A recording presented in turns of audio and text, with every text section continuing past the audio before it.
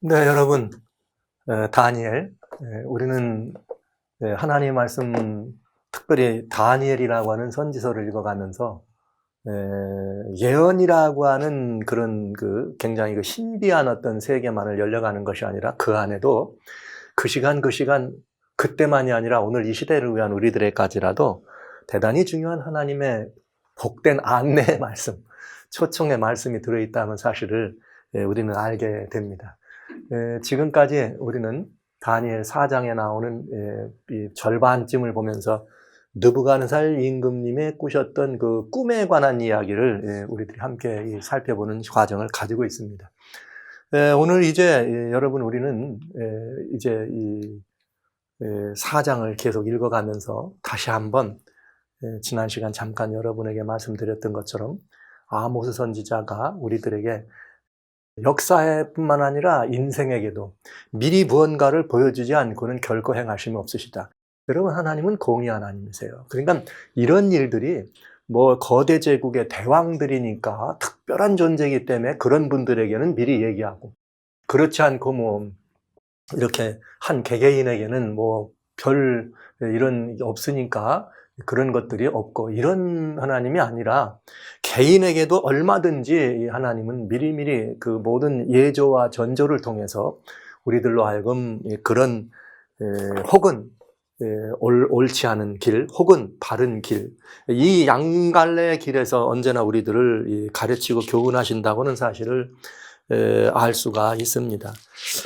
하나님 말씀 예레미야 30장에 보면은 이런 은혜로운 말씀이 있어요. 어떤 은혜로운 말씀이 있는가 하면은 30장 21절입니다. 거기 무슨 말이 있는가 하면 너희가 우편으로 치우치든지 좌편으로 치우치든지 내 뒤에서 말소리가 내 귀에 들려 이르기를 이것이 정론이 너희는 이리로 행하라 할 것이며, 이렇게 돼 있어요.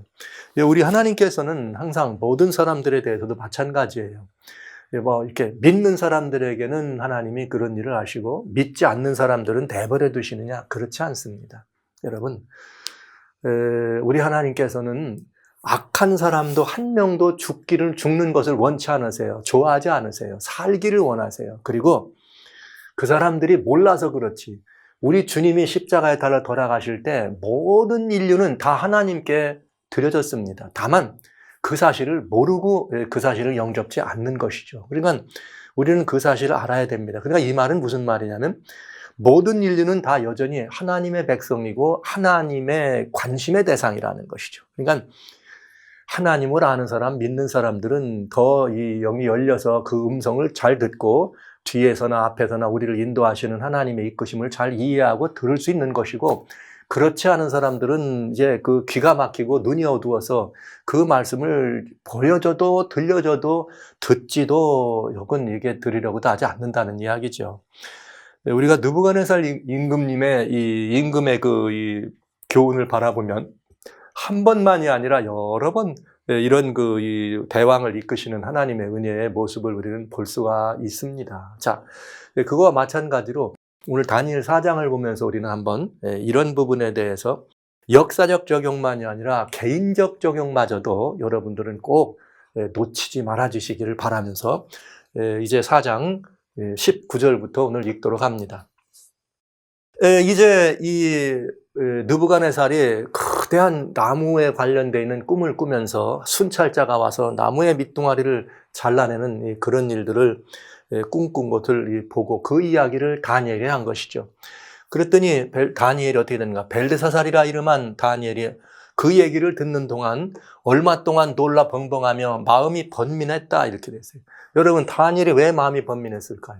그 사실이 무엇인가를 알았을 때 다니엘이 그 말을 그대로 전할 것인가, 이게 정말 굉장히 중요한 순간이죠. 근데 이제 그 어안이 벙벙할 뿐만 아니라 번민하는 것은 내가 이걸 사실대로 말을 한다면, 다니엘 2장에도 그런 경우가 있었습니다만, 사실대로 말을 하는 것은 굉장히 위험한 일이죠. 다니엘 개인적이고 일신상에게는 아주 위험한 일입니다. 그러니까 어떻게 해야 될지 번민할 수밖에 없는 거죠. 왕이 그에게 말하여 이르기를 벨드사살아, 너는 이 꿈과 이 해석을 인하여 번민할 것이 아니라 괜찮다. 너 무슨 얘기를 해도 괜찮으니까 말해봐라, 이 말이죠. 벨드사살이 이렇게 대답하여 가로되 내 주여 그 꿈은 왕을 미워하는 자에게 응하기를 원하며 그 해석은 왕의 대적에게 응하기를 원합니다. 그러니까 이게 다니엘이 정말 정말 이 두려운 순간을 맞이한 거예요. 이 이야기는 벌써 뭐예요? 왕이 미워하는 자, 원수죠. 그러니까 왕의 원수들에게 일하기를 원한다는 말은 결국 멸망한다는 얘기죠. 그러니까 이건 왕의 원수들, 왕의 대적에게나 그런 것이 적용되지 왕한테는 적용됐으면 안 될 텐데. 육금에 벌써 내용이 뭔지를 짐작이 가게 하는 내용인 것입니다. 그러면서 다니엘은 어떤 사람이었는가?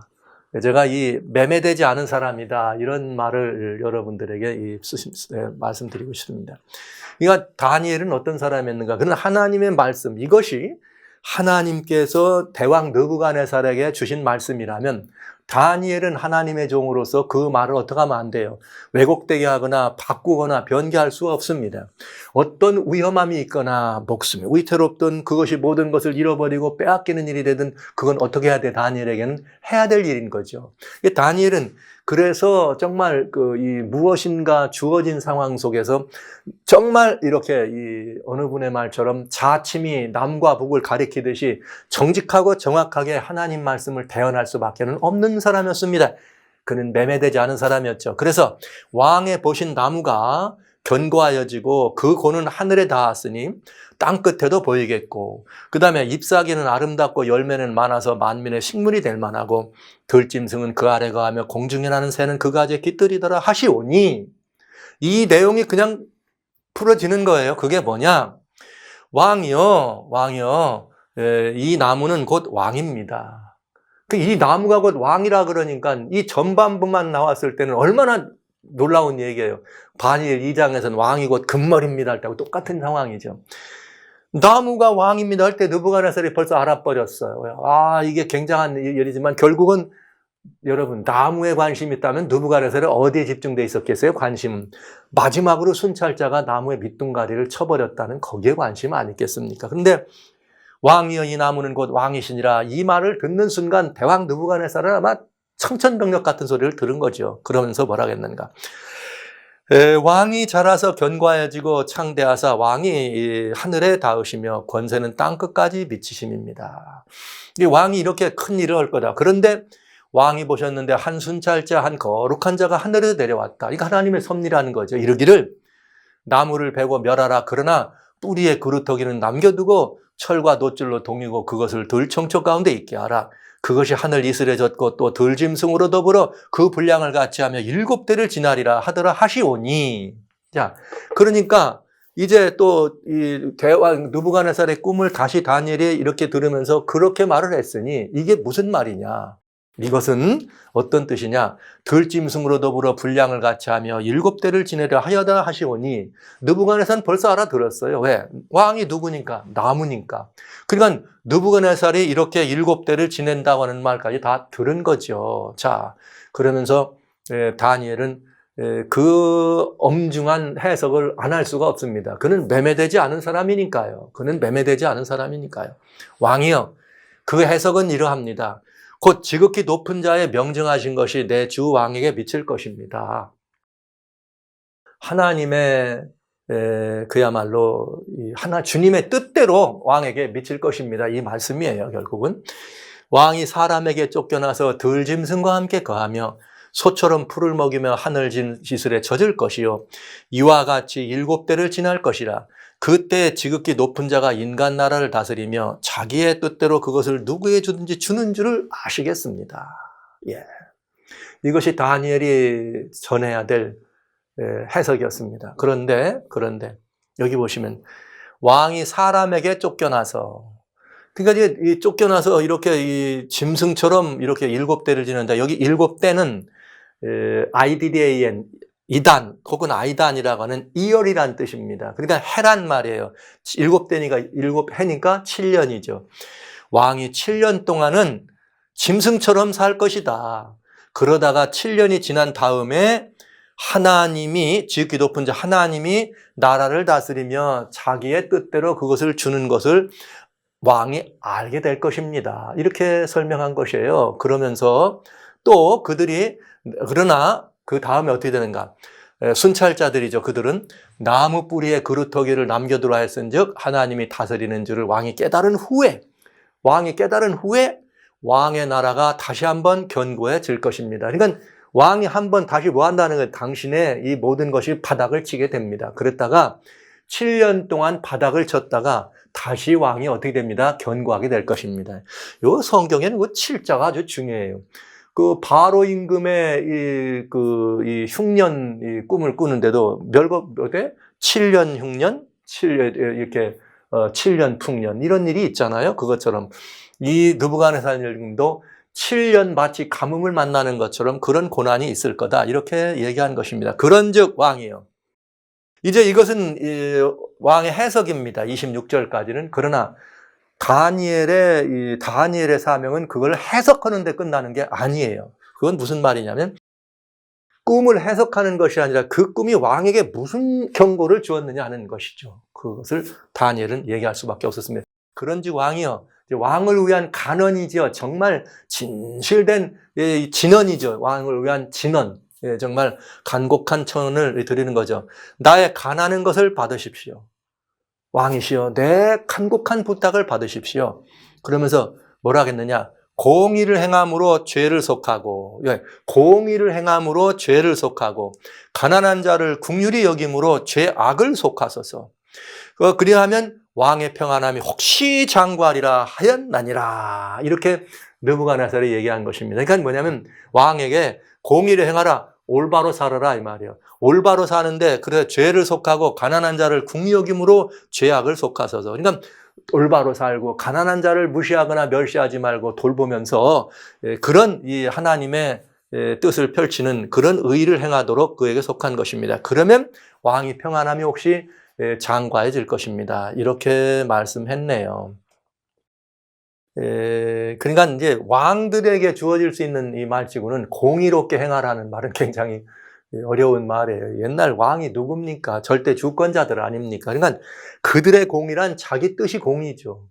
그러나 이 다니엘은 그런 내 맘대로 네 맘대로 하는 공의가 아니라 어떤 공의? 죄를 속하고 죄를 용서하고 또 가난한 자를 긍휼히 여기면서 죄악을 용서해주고 속하는 그런 일들을 하라. 이런 일들. 이 왕에는 늘 두 가지가 있어요. 왕은 뭐가 있느냐면은 이렇게 재판하는 것, 이것이 보좌의 권세가 가지고 있는 으뜸이죠. 그러나 왕은 또 다른 게 있어요. 모든 것들을 베풀어주고 시여하는 시여자입니다. 그러니까 공이라고 하는 말은 이제 이 재판하는 과정에서 드러날 수 있는 것이고요. 똑바로 재판하고 굽지 말고 바로바로 재판하고, 그 다음에 가난한 자를 궁히 여긴다고 하는 말은 뭐 하는 거예요? 왕은 선정을 베풀어서 그렇게 하도록 다니엘은 간언한 것입니다. 그런데 여러분 이제 이것이 뭐였는가? 예수님께서 주신 말씀을 잘 들어보시면 이런 말이 있어요. 마태복음 12장 31절로 32절에 그러므로 내가 너에게 이르노니 사람의 모든 죄와 회방은 사하심을 얻되 성령을 회방하는 것은 사하심을 못한다. 또 누구든지 말로 인자를 거역하면 사하심을 얻되 누구든지 말로 성령을 거역하면 이 세상과 오는 세상에도 사하심을 얻지 못하더라. 이런 말씀이 있습니다. 그러니까 이건 무슨 말씀이었는가 하면 아시는 바대로 여러분 들으시고 보시는 바대로 이 다니엘을 통해서 느부갓네살에게 주어진 그 경고는 다니엘, 하나님의 영이 충만한 다니엘, 성령의 사람을 통해서 그는 하나님의 경고를 그에게 전한 것이죠. 그제 이제 이 판단은 누구 몫인가? 느부갓네살 몫입니다. 그러면 그 느부갓네살은 그것이 다니엘의 음성이었지만 누구의 경고예요? 성령께서 그에게 주시는 경고를 뭐 해야 돼? 들어야 되는 거죠. 그러니까 성령의 경고예요. 너 지금까지 그렇게 똑바로 공의를 행하고 가난한 자를 이렇게 잘 돌봐주지 않으면 어떻게 된다는 거예요? 너 순찰자가 너 잘라버리겠다. 이걸 얘기한 거죠. 그게 성령의 음성이죠. 그러니까 지금 이 느부갓네살의 생사, 느부갓네살의 화복은, 기륭 화복은 어디에 달렸느냐?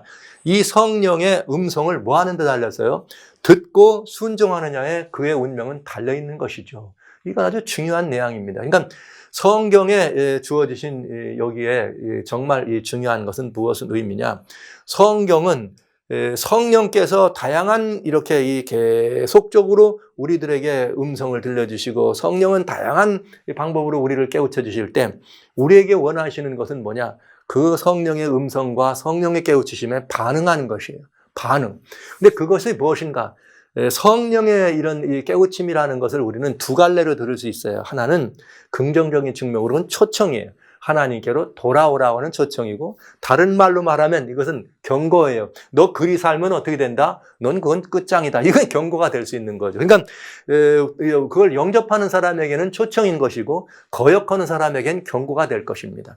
그러니까 우리가 그리스도인이 매매되지 않은 사람이라고 하는 다니엘과 같이 이 시대를 살아가는 이런 사람, 정말 금권에 좌우되지 아니하고 물욕에 좌우되지 아니하고 권력에 좌우되지 아니하고 여러분 자기의 목숨의 어떤 위태로움 이런 것들도 좌우되지 아니하고 인기에 좌우되지 아니하고 또 무슨 다양한 어떤 그 현상들에 있는 생활의 유의감에 좌우되지 아니하고 다니엘은 모든 것을 잃을지라도 모든 것이 떠날지라도 모든 상황에서 심지어 죽음이 다가올지라도 그는 하나님의 뜻을 전해야 되는 매매되지 않은 사람. 그를 통해서 그런 각오를 가지고 성령의 통로가 돼서 경고했다면 그건 굉장한 경고죠. 그것을 우리는 큰 외침이라 얘기할 수 있습니다. 대왕 느부갓네살 한 사람에게 한 말이었지만 그건 온 인류를 향한 뭐와 마찬가지예요. 큰 외침 같은 거죠. 그건 뭐냐? 성령을 회방하지 말라. 성령을 회방하지 말라. 이 말은 경고를 무시하지 말라.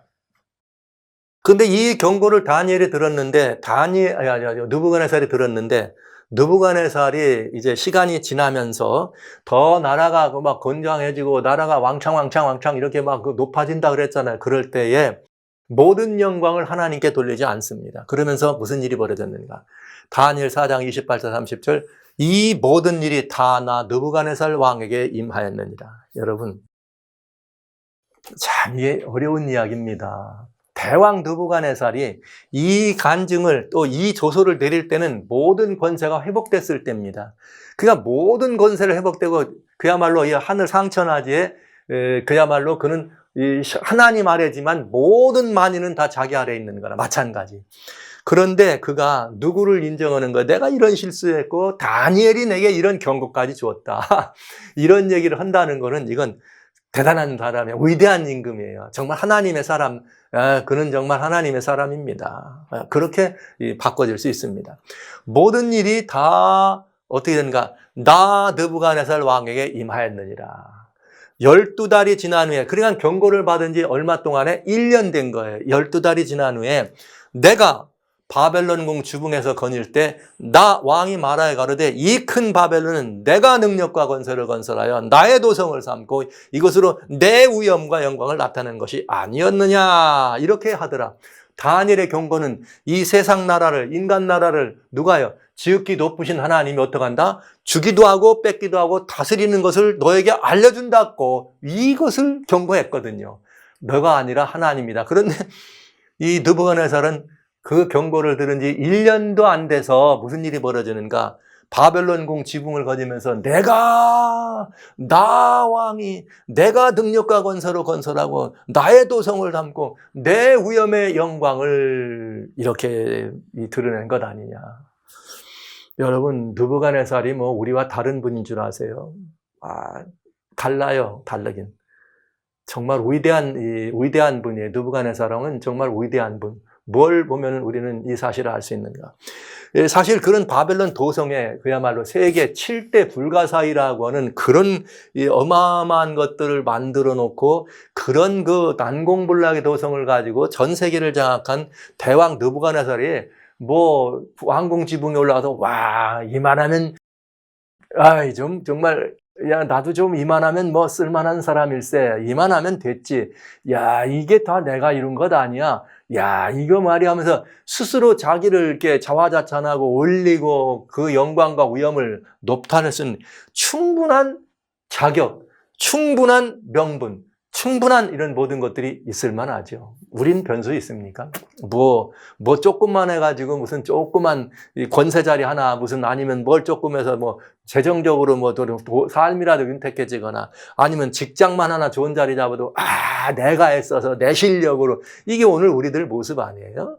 뭔가 좀 이렇게 아무것도 아닌 그런 세상 살아가면서도 뭐 조금만 업적을 이루거나 내리면 그냥 이게 내 능력과 내 힘으로 이게 우리들 모습 아닙니까? 이게 우리들 모습이죠. 문제는 납니다. 네, 나가 느부갓네살 임금에게 나의 중심이 되고 내 삶의 중심이 되고 내 삶의 중심이 되고 그리고 내가 이룬 모든 것들의 중심이 돼서 나밖에는 높일 자가 없는 최고의 자리에 나를 올려놓을 때 그 순간이 경심해 주십시오. 내가 나의 주인 행세를 하고 내가 나의 모든 것들을 가장 이렇게 높은 자리에 놓기를 원하는 바로 그 순간이 내가 뭐 하는 순간인가? 떨어지는 순간입니다. 그는 왕궁의 지붕에서 그 모든 것들을 바라보고 내 영광과 내 위엄으로 이 모든 것을 하고 모든 것들을 자기 발 아래 깎으면서 그 마음에 나로 가득 찬 순간 그는 하나님의 음성을 듣습니다. 이 말이 오히려 나 왕의 입에 있을 때에 하늘에서 소리가 내려 가로되 느부갓네살 왕아 느부갓네살 왕아 내가 말하니 나라위가 내게서 떠났나니라. 여러분 무서운 이야기입니다. 저는 이 말씀을 인류의 역사에 적용할 마음이 없습니다. 저와 여러분의 생애에 적용하고 싶습니다. 여러분 주의하십시오. 나라고 하는 것이 나의 모든 중심에 있고 나라고 하는 것이 가장 높은 자리에 그리고 모든 것이 다 내 아래로 보일 때 여러분 그때가 바로 내가 죽는 날입니다. 그러니까 애저녁에 여러분 포기하시고 나 있는 그 자리에 지극히 높은 자가 인간 나라를 다스리고 주기도 하고 빼앗기도 하고 다스린다는 것을 인정하라고 왕에게 말씀하신 그것처럼 지극히 높으신 우리 하나님께서 우리 한 사람 한 사람을 거룩한 나라라고 하셨습니다. 그러니까 이제 우리의 적용해도 괜찮은 것이죠. 오늘 나의 나 된 것은 내가 아니라 내 업적과 내 위엄과 내 영광과 내 권위와 내 실력과 내 재능과 내 어떤 것으로 이룬 것이 아니라는 사실. 어렵지 않아요. 그 모든 것 위에다가 주님만 올려놓으면 됩니다. 그 모든 것 위에다. 자기 자신에게 돌리지 말고 주님께 이 모든 것들이 주님으로부터 주신 것이요 주신 분도 주님 것이니 가져가실 분도 주님이시요 내 자리를 주신 분도 주님이시니 내려가도 주님이시요 이렇게 주님을 인정하고 너희는 범사의 그를 인정하라. 주님께로 인정하는 그것이 우리들에게 가장 안전한 길임을 이 교회는 우리는 보여줍니다. 와, 느부갓네살이 내가 이 모든 걸 이뤘다는 그 순간에 이 말을 한마디로 들으면 내가 이룬 것이 아니냐 그 순간 그 찰나에 하늘에서 느부갓네살 너 끝났다 이런 선고를 들었다 이 말이죠. 그와 동시에 왕궁 지붕에서 세계 가장 위대한 왕으로 추앙받을 수 있던 그 자리에서 바로 뭐가 됐느냐 나 느부갓네살에게 동시에 그리 나서 사람에게 쫓겨나 소처럼 풀을 먹고 몸이 하늘 이슬에 젖고 머리털이 독수리털과 같고 손톱은 새발톱과 같았느니라. 이게 고대 세계에 참 이상한 일이에요. 느부갓네살이 이게 응했단 말은 느부갓네살이 뭐가 됐다는 거예요. 우리 시쳇말로 지금 정신분열이 일어난 거죠. 정신분열. 이게 좋은 말로 정신분열. 그냥 우리 시쳇말로 미쳐버렸다 이 말이죠. 미쳐버렸다 이거죠. 예. 이게 그 소리예요. 그래서 고대 세계 사람들은 미친 사람, 정신이 온전하지 못하고 미친 사람들은 그 사람을 이렇게 죽이거나 해코지하면 그게 자기들한테 돌아온다고 미쳐지기 때문에 그 사람이 가졌던 자리도 탐하지 않는다 그랬어요. 그럼 왕이 미쳤으니까 왕 자리를 내놔야 되는데 아무 누구도 그 자리를 가져가려고 하지 않아. 미친 사람이기 때문에. 그래서 느부갓네살이 사람들에게 미쳤으니까 뭐는 할 수 있지만 쫓겨는 할 수 있지만 그래서 소처럼 풀을 먹으며 몸이 하늘 이슬에 젖고 머리털이 독수리털과 같고 손톱은 새발톱과 같은 짐승과 같은 이런 얼마 동안요? 7대 7년이란 말이죠. 그런 일이 벌어진 것입니다. 여러분 이게 뭐냐?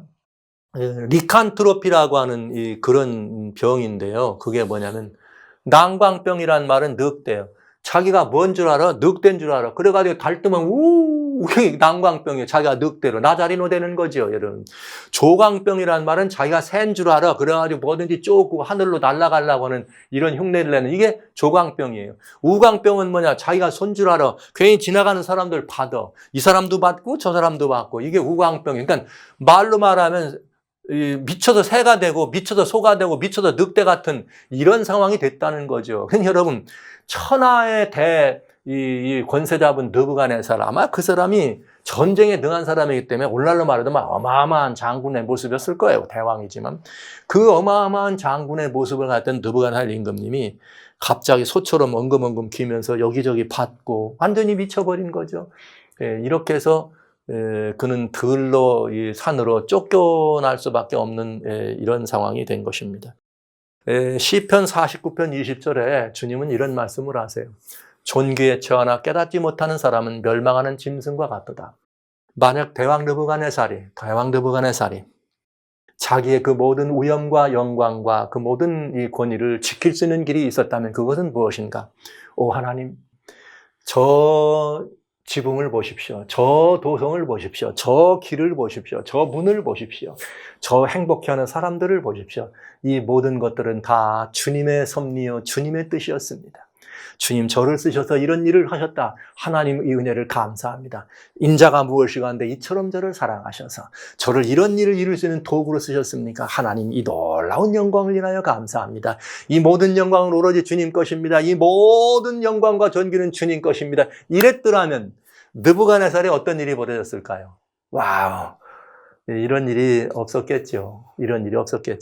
그러나 하나님께서는 느부갓네살 이 대왕 느부갓네살을 사랑하셔서 이런 이 마지막, 이것은 경고였고요. 마지막 이 초청이었죠. 느부갓네살이 이것을 받아들이고 이것을 이해했기 때문에 초청이 된 것입니다. 그렇지 않았으면 경고로 끝났을 것입니다. 존귀에 처하나 깨닫지 못하는 사람은 멸망하는 짐승 같다. 성도 여러분, 여러분입니다. 형제 자매 여러분, 바로 여러분입니다. 그리고 저입니다. 우리 스스로 하나님의 은혜로 말미암아 하나님의 아들이라고 하는 이 존귀에 처해 있으면서도 불구하고 여전히 우리가 이 세속에 젖들고 세속적 삶에 젖들고 세상 안목에 찌들어서 여기서 무엇인가 나를 높이고 나를 위하고 나를 즐기려고 하는 이런 사상과 사고에 젖어 살았다면 나는 존귀에 처하나 깨닫지 못하는 사람이 되는 것입니다. 대왕 느부갓네살과 똑같은 길입니다. 위험합니다. 당장 그 길을 떠나시기 바랍니다. 당장 그 자리를 내려오시기 바랍니다. 내 학문이, 나의 깨달음이 최고라고 생각하걸랑 당장 내려오세요. 나의 모든 이 능력이, 나의 재능이 최고라고 생각하걸랑 당장 내려오세요. 나의 깨달음이, 나의 어떤 무엇이 가장 최고라고 생각하걸랑 당장 내려오십시오. 위험합니다. 존귀에 처하나 깨닫지 못한 사람은 멸망하는 짐승과 같다. 느부갓네살과 같다. 이 말이 마찬가지죠. 이 이야기는 우리는 여기서 무엇을 생각해 봐야 되는가 하면 이 모든 이런 상황 가운데 오로지 답은 어디에 있다? 하늘에 있다. 보시죠. 다니엘 2장에 금신상을 설명해 줄 때 다니엘아 너가 이런 걸 해석했느냐 했더니 다니엘이 뭐라 그래요? 영원무궁의 하나님의 이름을 찬송할 것은 지혜와 권능이 그에게 있음이로다. 그는 때와 기한을 변하시며 왕들을 패하시고 왕들을 세우시며 지혜자에게 지혜를 주시고 지식자에게 총명을 주시는 왕과 지혜자. 여러분 여기 그러니까 이 왕과 지혜자 이런 잘 기억해 주시기 바랍니다. 이게 하나님이 이 모든 일을 이루신다는 거죠. 그런데 그것을 자기 것으로 가져가면 위험하다는 것이죠. 하늘은 이 모든 것들의 답을 알고 있습니다. 그래서 저는 이 시대에 가장 긴박한 필요가 무엇인가? 하늘은 이 모든 것들을 알고 있다. 이렇게 생각하면서 이 시대의 가장 긴박한 필요는 무엇인가? 이런 필요입니다. 저는 한 연금할 글 가운데 이런 글이 있어요. 인류의 가장 큰 결핍은 인물의 부족이다. 그 인물이란 매매되지 않는 사람, 심령이 진실하고 정직한 사람, 죄를 죄라고 부르기를 두려워하지 않는 사람, 마치 나침반의 바늘이 틀림없이 남북을 가리키듯 양심이 그 의무에 충실한 사람, 비록 하늘이 무너질지라도 옳은 일을 위하여 굳게 서는 그런 사람들이다. 와. 한 영감의 이 저자, 이 엘렌시라는 영감의 저자의 교육이라고 하는 책 57페이지 말씀입니다. 정말 오늘 이 시대를 향해서 정확하게 꿰뚫는 것 같아요. 누구의 말 같아요? 다니엘. 임금의 그런 꿈을 들었습니다. 다니엘이 그 꿈을 꾸었을 때 다니엘이 할 일은 뭐예요? 어유 대왕마마, 이런 일이 왕에겐 일어나지 않습니다. 그러면서 어디까지? 왕이 나무가 하늘에 닿습니다. 이런 일이 있을 것입니다. 최고입니다. 왕이 최고입니다. 여기까지만 해서 그 다음에 순찰자가 와서 그루터기에 나무 이렇게 할 때는 뭐라고 하면 좋겠어요? 왕이여 걱정하지 마십시오. 이렇게 하면서 아마 그걸 돌려댔을 수도 있겠죠. 그래서 느부갓네살 왕에게 칭찬받고 존대받고 그렇게 할 수 있었겠죠. 그랬더라면 오늘날 다니엘 4장은 우리들에게 전달되지 않았을 것입니다. 네, 그렇습니다, 여러분. 다니엘은 그 엄청난 상황 앞에서, 엄청난 순간 앞에서 그가 할 일은 무엇이었는가? 그 엄청난 상황 앞에 그가 할 일은 무엇이었는가?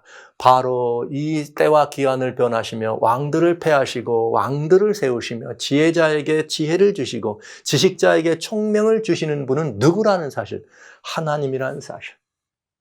그리고 하나님께서는 이 땅에 일어나고 있는 이 모든 일들을 다 어떻게 하신다 하실 알고 계시고 보고 계시고 주선하시고 주관한다는 이 사실. 이 사실을 다니엘은 증거해야만 했습니다.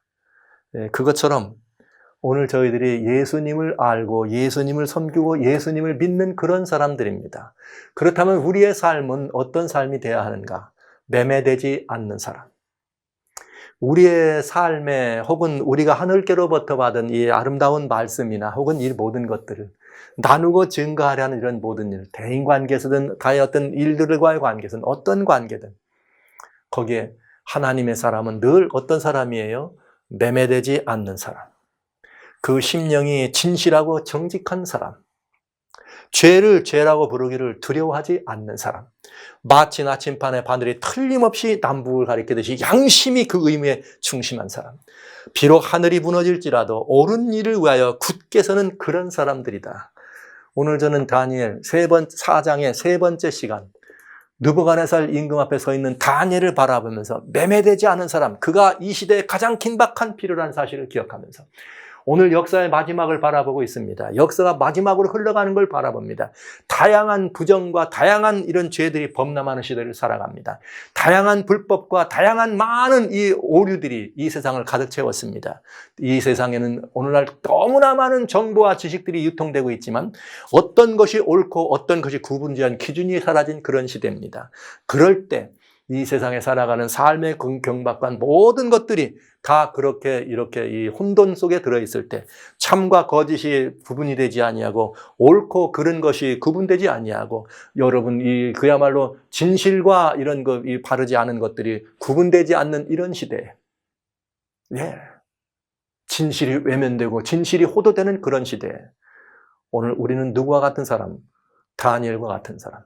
성경은 요한계시록에 그 시대의 사람을 라오디게아 시대라 그랬습니다.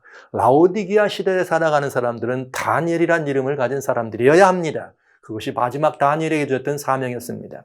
그들은 누구인가? 매매되지 않는 사람. 오직 진리의 말씀, 하나님의 말씀에 정통해서 하나님의 말씀에 그 신령을 묻고 그런 사람들만이 이 시대에 가장 긴박한 필요한 사실을 우리는 기억하면서 저는 대왕 느부갓네살 앞에 서 있던 다니엘과 같이 그 다니엘이 우리들에게 보여준 정말 그야말로 나침판이 남북을 가리키듯이 정확하게 하나님의 음성을 대언한 그 다니엘의 그 위대함을 바라보면서 도전이 됩니다. 도전이 됩니다. 네, 도전이 되고 그 다니엘이 우리들의 삶을 통해 마지막으로 유업을 누리라고 하는 것처럼 마지막 유업이 무엇인가? 우리는 그 아름다운 큰 외침의 주인공 엘리야의 심령과 능력으로 그냥 경고하고 세상을 경고하고 세상을 향해 초청해서 어떤 이는 초청이 되고 어떤 이는 경고가 돼서 어떤 이는 그 순간이 그의 마지막 순간이 될 것이요 어떤 이는 그 순간이 그가 놀라운 축복의 자리가 바꿔질 수 있는 그런 선과 악의 이 대쟁투의 한복판에서 양손에다가 그런 이 모든 것들을 짊어진 그런 기별자로서 여러분 우리가 한번 서야 되지 않겠습니까?